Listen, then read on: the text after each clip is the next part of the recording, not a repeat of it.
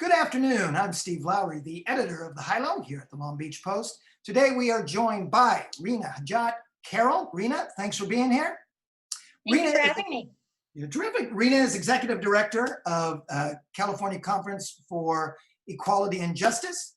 CCEJ, as it says, responds to hate and discrimination by building cultures of connection, respect, and accountability. If that sounds like I read it directly off the website, bingo. So, Reena, you've only been here since March. We'll talk about that in a second.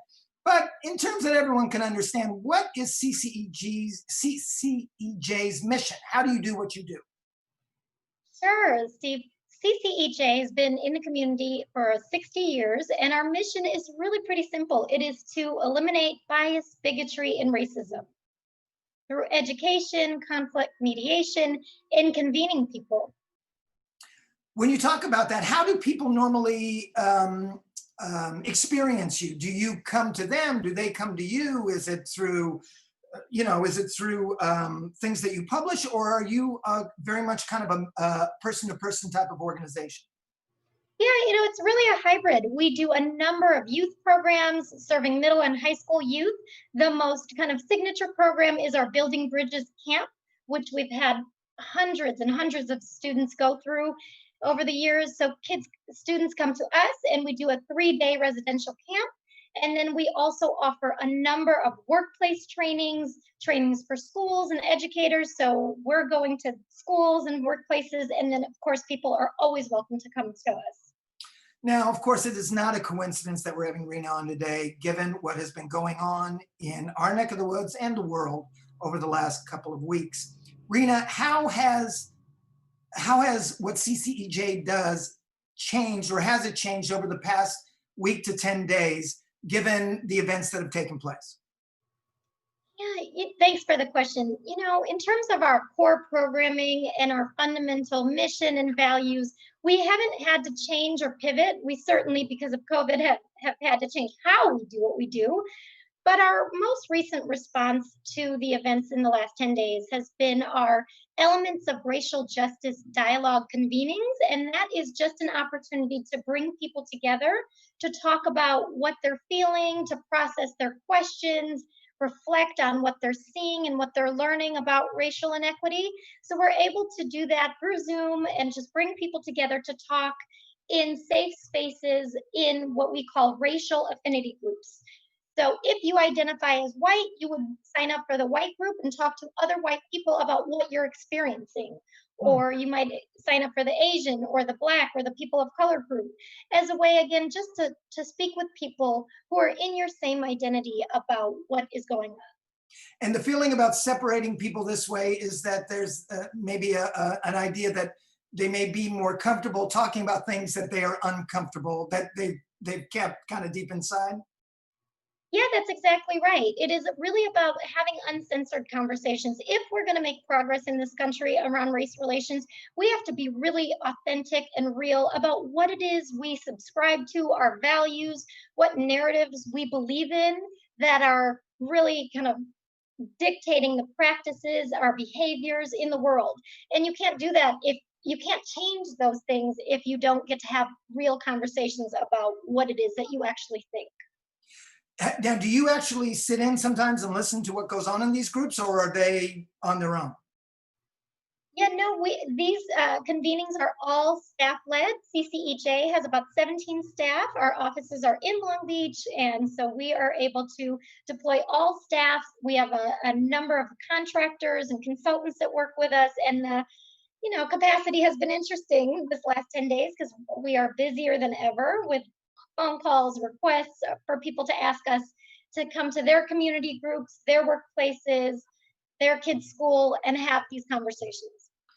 Reena, I'm sure there's things that you hear in these groups that you're like, sure, okay. Are there things that have either surprised you, alarmed you, warmed your heart? Are there things that have gotten you that have kind of stopped you when you've heard them? Yeah, I think I stay cautiously encouraged right now in the moment that we're in. I think the comments and the conversation that we're hearing from white people about how do I show up How can I really be an ally, not a performative ally, but a real ally? What does it take? What do I do when I'm trying to talk to my 75-year-old grandmother who doesn't understand this time? What do I do when I talk to my best friend who doesn't get it? How do I show up for these people who I love and care about? So these are important questions that are coming up for white folks that are interesting, because I don't know that I've seen this level of intensity in the last 5 to 6 years. Um, we're talking about talking it out, and I can tell you, and I know you know this, that we've had demonstrations virtually every day for about the past 10 days. And when you're out there, sometimes there are African American people who just are over it. They're like, I don't want to talk about this anymore. I don't want to be your history book. I don't want to be your mentor, and I don't want to make you feel good about yourself. I know you understand this. How do you then get with that person and say, I know your frustration, but?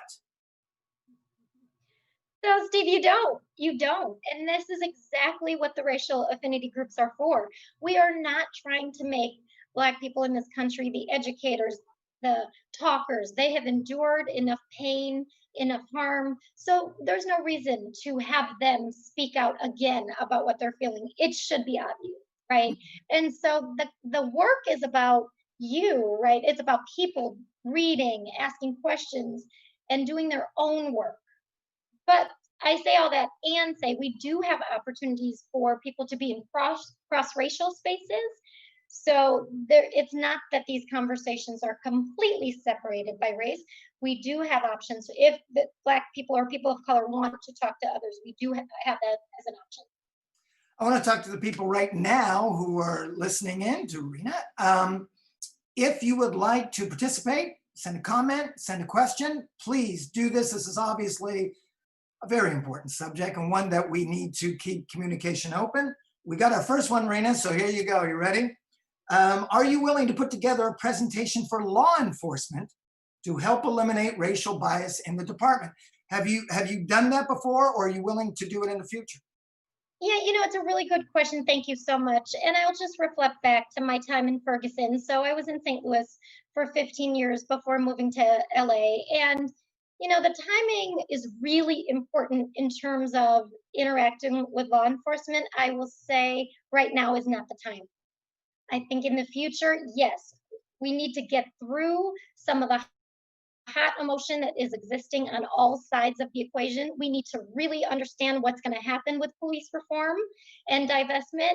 And then I think we need to launch into conversations about what is happening in the heads and hearts of law enforcement to continue the practices and the behaviors that we've seen for decades. So I think it's just an issue of timing. You mentioned that you were in St. Louis when the unrest in Ferguson happened. Do you see the events of today as part of that process? Do you see these two things as distinctly different? What is your perspective, having spent time very close to that epicenter and now being here? Yes, I see them incredibly linked. Ferguson and the work that was ignited by Black Lives Matter in 2013, 2014 is the reason we're here today. There has been so much work that has been done in the past 6 years to groom people, to get them ready for this time. In the last 6 years, we've seen so many more white ally resources, so many more conversations happening. We've seen corporate folks taking steps that they didn't take before 2014. So we're seeing more as a result of Michael Brown's death. When we talk about people who are taking part, Reena, I can tell you, I had a chance to be out there the previous Sunday. I've had a chance to be out with a couple more demonstrations that became marches. The marchers, the demonstrators are so young. We're talking about high school and college kids, to the point, Reena, that sometimes when they're marching, they march so damn fast. It's like, come on, can we get some senior leaders, slow this thing down? But seriously, it is a very, very young movement right now. I've talked to some people here in Long Beach who are kind of more recognized leaders in the community, and I'll say, who are these people? And they'll say, I don't know. It seems very organic. I know you're kind of new to the community right now. What sense are you getting of the movement, the youth of it, how it is kind of progressing, seemingly kind of organically? Yeah, and again, I would go back to 2014. The young people in that moment were the ones to speak up and say the practices of that my grandparents' generation is not going to work anymore. We are going to disrupt. We are going to protest in highways on highways. We are going to disrupt Sunday brunches. We are going to have mall protests, shopping mall protests, right? And they organize these as a way to say this is a different time and this is a different group of people. And we have to remember that young folks right now have been through a whole different set of circumstances that maybe you and I have even been through, not been through. So the time, the environment, the circumstances, all of these pieces are really equating to a very different generation that is tired, that is serious and tired, both at the same time about change. You can identify this with this because as a young person growing up in Chicago, you've mentioned how you grew up in a rather upper middle class neighborhood in Chicago. The place where you went to high school was more, would you say, working class? No, so I did grow up in the western Yeah. suburbs of Chicago, and then went away to high school to a private school in Hyde Park, the Oh, wow. University of Chicago Lab School, Okay. and it was a really, really interesting experience for me to go from my really nice suburb with, nice homes, well manicured lawns, to taking the train and the bus to the south side of Chicago and seeing some very, very different communities. Hmm. How did that affect you at that age? Did it change your thinking? Did you become a different person because of that? And is that probably the beginning of how you ended up in the line of work you do? Yeah, thank you for the question. Absolutely. So 13, 14, those really impressionable years for me were critical in asking questions about why. Why does this community look so different than the one I look at every day? What is happening that's creating these two different worlds that are just about 25 miles apart? And so that was the start of my just thinking and having conversations with my family, with my teachers about justice and equity. We were talking about young people, and again, being out there and just having a chance to talk to some people. For young Black people, I've noticed that, as you mentioned, they are appreciative of the fact that others are coming, supporting what they're doing. And yet, Reena, there's also this sense when you talk to them that this is still their fight, that you can support us to a point, but in the end, this will be ours. And so we're going to have to do it our way, the way we want. Are you hearing that in your conversations, your groups, that young Black people see this as theirs? Yeah, I would say I have, but not in a pejorative way. I think Okay. it is a collective stance about anti-blackness, and it is about we do have to do for our own in some sense. So that I wouldn't say that's different from what I'm experiencing. Um, we were talking earlier, the day that George Floyd died was also the day that a woman named Amy Cooper called the police on a man who was bird watching. And that day, those things kind of competed for national attention. Um, you have mentioned that Amy Cooper, who later said, "Hey, I'm not a racist, I'm liberal," that kind of thing can be very, very disruptive and destructive. Can you explain why the Amy Coopers of the world could really push things back? Yeah, Steve, thank you again for this question. It's really important. And just personally, I took a couple days to figure out what I was thinking about George Floyd and Amy Cooper. They were, like you said, happened at the same time. And the optics of George Floyd and how disgusting that was certainly in my mind. But Amy Cooper was nagging at me. It Mhm. was something that I just could not let go because of the damage and the potential damage that Amy Cooper's have done and are doing as we speak right now. This implicit bias and this feeding the narrative that Black men are scary and are criminals and are harmful is really, really problematic. And so the question is, how do we change that narrative so that we don't have any more Amy Coopers? So, to give you an example, my husband went to play golf the other day, and he's Black and went with his Black friends. And I automatically could care less about COVID. I was more concerned about three Black men being on a golf course in a wider part of LA because of Amy Cooper. Another question. I don't like that one. Okay, here's a good one. How do you suggest people get involved with helping their community to update their policies, communication, and messaging? It's a good and a hard question. Yeah, Right now, we have seen the corporate statements flying. right. Every major company has a corporate statement, right? Nike, Google, Apple, or financial services companies, which is good as a first step, but I have said many times it is not the only step.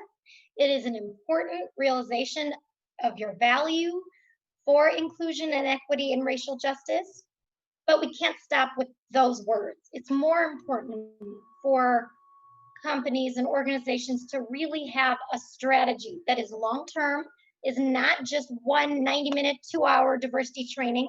That's not enough. It has to be a real deep dive look at what are companies structured, like who's in executive positions, who are we hiring, who are we recruiting, what are our marketing strategies, are we using offensive images and words, right? It's so dynamic and it cannot be fixed overnight. So the corporate statements, I appreciate them, but again, I am only cautiously encouraged by them. Speaking of images, it's been a big issue over the past few years about taking down certain symbols, statues that some people, a lot of people, most people maybe, find not great. Here in Long Beach, there has been a movement to change the name of high schools, Woodrow Wilson High and David Starr Jordan. Where do you come down on symbols and names? Because the reason to do it is obvious. I could also see maybe, Reena, danger that it could become an affectation to say, okay, see, we changed the name, now we're done. We solved it, that's okay. First off, let's talk about what is the danger about, because I believe me, we get a lot of, we had a columnist who wrote about this and people say, oh, come on, you're overreacting. What does it mean? Most people don't even know it's named after Woodrow Wilson. What is the danger about having those kinds of names attached to public places? Yeah, it's a really important question. So, something like Woodrow Wilson, we know him to be a president. How many of us know what racist practices he engaged in? How many of us know that he really segregated Black people more than he needed to during the early 1900s? How many of us know of the story behind William Monroe Trotter, who was someone who was fighting for justice? Not many of us know that story, right? So, what would happen just culturally if we changed that name of the high school to Trotter High School, because that was someone who stood up and fought for justice? What would that say to our students, to our young people, to our educators, to our families, in terms of what we as a school value? I mean, this comes back down to, where are our values and what is our relationship with justice? If we have not really defined that, because we're using these really superficial lenses around, it's just a name, just some words. Right. This goes back to my corporate statement piece. They are just words. So how does that really translate into behavior and actions and accountability? So I think it's really, really important to look at names, figures, even, I don't know, Steve, if you've ever been in a boardroom or a country club or a really nice building that has the pictures up on the wall of all the past presidents. Right. How many times have you ever seen an Indian woman? How many times have you ever seen a Black male? I have not. Right. What does that say? How does that make people feel when they go into those spaces? And the fact that people who work there in those kinds of situations don't see that, that's the kind of bias that people might not even be aware that they are exhibiting, right? That to them, that's just normal. We have a question.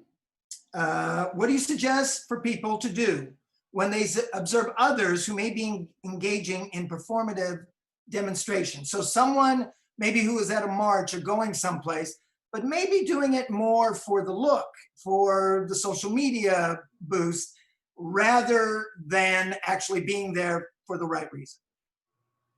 I am going to give all the credit in this answer to my white staff. I have a wonderful, amazing staff, but I have a white staff person yesterday named Sarah Agdi. She said this in one of our convenings, this Okay. exact point about why are you doing what you're doing? Is it because are you taking the picture so you can post it on Facebook and get lots of likes and tell the world that you're standing on the side of justice? So just dive into your metacognition and ask, why are you doing what you're doing? Why are you thinking what you're thinking? And if the answer is, well, because it's, I think, what I'm supposed to do, then dig deeper and keep asking those questions about why are you showing up the way you are. If you don't know, Reena just moved here in March. She took over her job March 9th. And a week later, they said, everybody go home. Your job, it is so critical, I imagine, to be able to see people. I mean, this is okay, but to be with someone, to be able to take social cues, things like that, and obviously just to be able to learn the area. How has it been for you to be here at this particular time when so much movement, so much ability to learn about where this new community you are part of is kind of limited by, what it's limited by? Oh yeah, I would not recommend to anyone to take a new job during a pandemic or civil unrest. Noted. Okay. No, but it's been really great though being back in LA. I went to Occidental, so I was here about 20 years ago in Northeast LA. I am new to Long Beach though. I didn't spend a lot of time in the South Bay, and so it's been really great just learning all of the people, the leaders, the values that Long Beach has sort of come in and out of in terms Right. of racial justice from what I'm learning. But it's been interesting to say the least. The divine interest. Like what's your like right now? What is your day like? Is it are you on Zoom all day? A lot of Zoom. I had 5 days with the staff, the CCEJ staff, again, that is incredible, and learned so much from them in the 5 days. And then after that, we decided to close the office. And so have been learning from them through screens and phones, a lot of reading on my own and asking questions. But it's been tough. It's been a challenge. I think the positive side of all of it, though, is I have incredible people. The Mm. staff and the board are donors. The donors of CCEJ are amazing. I have spoken with all of our most senior donors on the phone, and their just unconditional support is so important right now for any leader, any executive director. So, it's been a lot of negative, but I have to balance it with the just great energy of the people that are around me. We have a question that is especially germane during Thanksgiving, but we'll ask it now.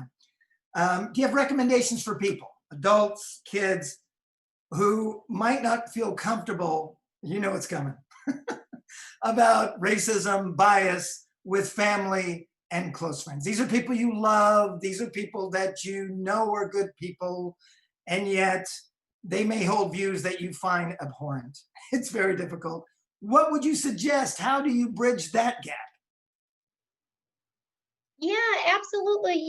This is about how do we engage in respectful dialogue with people.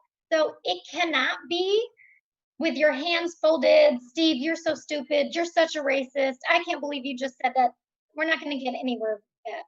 What would be more helpful is if we really embrace the Socratic approach, right? So what you do every day, right? Asking questions. So Steve, why do you think that way? Where did you get that information from? Would you like to see some data?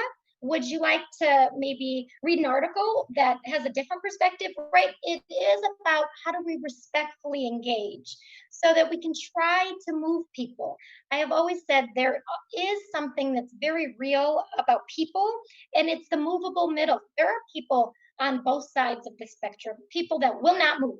They just won't because they are stuck in their ways. And unless something really huge happens in their life, they're probably not changing. There are more people that are in the middle, that are curious, that could be persuaded, that just need to hear it from the right person. If I say it, they may not change. If you, as a white guy, say it, they may change, right? So it's taking stock of all of those different pieces and trying on different strategies with people. But being combative, being really, really assertive, and having really high emotion usually doesn't result in change. And this certainly is not going to happen in one conversation over dinner or drinks. This is Yeah. long, long term conversations and impact. Do you think what you are describing is possible on where many people discuss this issue, which is social media, which is something that when you first started in this field didn't exist, and now I imagine it takes up a good deal of your time. Is to you, is that a constructive place to have these kinds of these kind of conversations? I have mixed feelings about social media right now. I think they can do so much good, so much sharing of information. But some of the groups that I'm a part of, I'm sort of just reading lightly the comments, and I often see the moderator saying, if you can't be kind, if you can't be constructive, we're going to kick you off. And when I see comments like that, my response is almost, but wait, don't we want that person in the conversation? So maybe we can try to share more information and ask more questions of them. Because it's social media, we don't know where they are sitting, and by one comment, I don't know how much we can gauge if they're in that movable middle.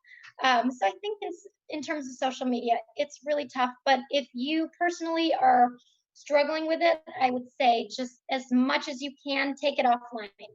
Direct message, send emails, send direct messages.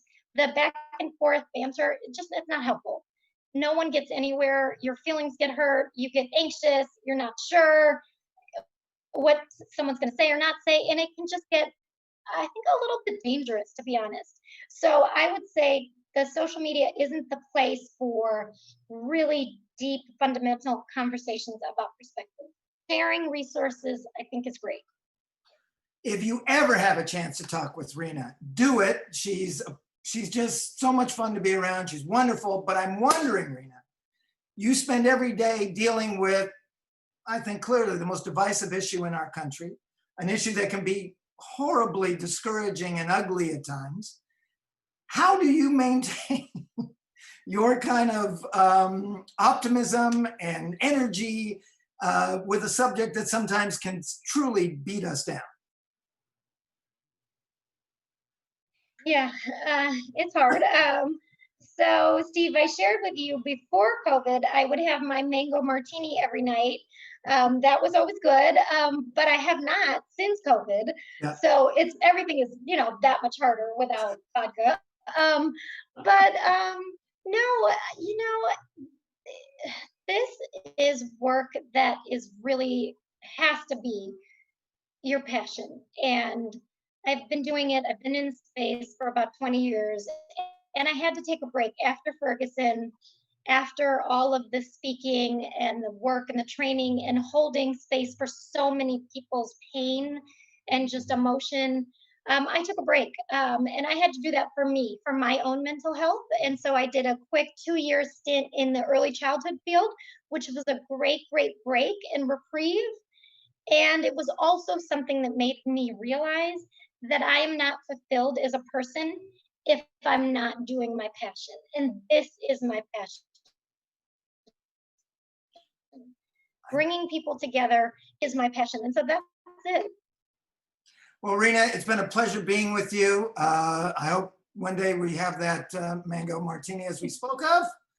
Everyone, Reena Hajat Carroll, we will have another live chat tomorrow. We want to thank Reena again for being here today. We will see you later. Bye-bye.